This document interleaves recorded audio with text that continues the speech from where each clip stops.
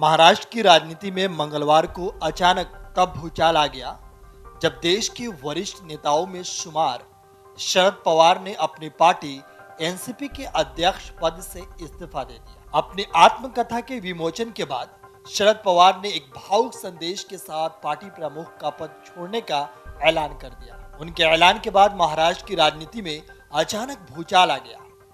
Party के कई नेताओं और कार्यकर्ताओं ने उनसे अपने फैसले पर दोबारा विचार करने का आग्रह किया। इसी बीच शिवसेना के नेता और राज्यसभा सांसद संजय राउत ने शरद पवार की तुलना बाल ठाकरे से की। एक ट्वीट में उन्होंने कहा कि शरद पवार के इस्तीफे से लगता है कि इतिहास ने खुद को दोहराया है।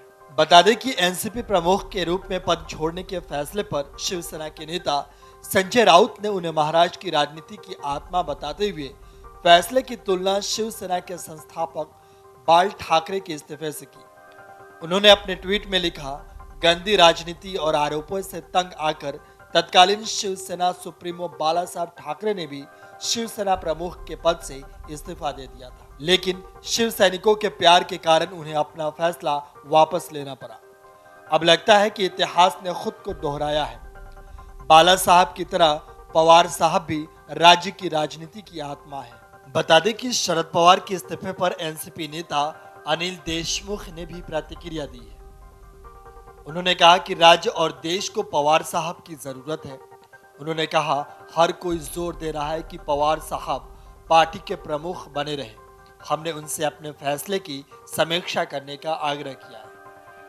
महाराष्ट्र के डिप्टी सीएम देवेंद्र फडणवीस ने शरद पवार के पार्टी प्रमुख पद से इस्तीफे को एनसीपी का अंदरूनी मामला करार दिया। उन्होंने कहा, पवार साहब का फैसला एनसीपी का अंदरूनी मामला है। यह उनका निजी विचार है। यह एक वरिष्ठ नेता है और उन्होंने कुछ फैसला किया है। उनकी पार्टी के भीतर कई मुद्दों पर मंथन चल रहा है, इसलिए इस पर प्रतिक्रिया देना हमारे लिए ठीक नहीं होगा। हम स्थिति पर नजर रखेंगे और 1-2 दिन बाद प्रतिक्रिया देंगे। बता दें कि इससे पहले आत्मकथा के विमोचन के बाद शरद पवार ने पार्टी प्रमुख के पद से इस्तीफा दे दिया। इस दौरान उन्होंने कहा, मेरे साथियों, मैं एनसीपी के अध्यक्ष का पद छोड़ रहा हूं, लेकिन सामाजिक जीवन से रिटायर नहीं हो रहा हूं। लगातार यात्रा मेरी जिंदगी का अटूट हिस्सा बन गया है। मैं पब्लिक मीटिंग और कार्यक्रमों में शामिल होता रहूंगा।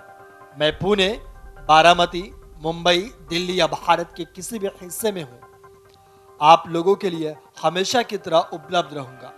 लोगों की समस्याएं सुलझाने के लिए मैं हर वक्त काम करता रहूंगा। लोगों का प्यार और भरोसा मेरी सांसें हैं। जनता ने मेरा कोई अलगाव नहीं हो रहा है। मैं आपके साथ था और आखिरी सांस तक रहूंगा, तो हम लोग मिलते रहेंगे। शुक्रिया। Video desk amarujala.com। मन से उजाला कर चले, मन से उजाला कर चले।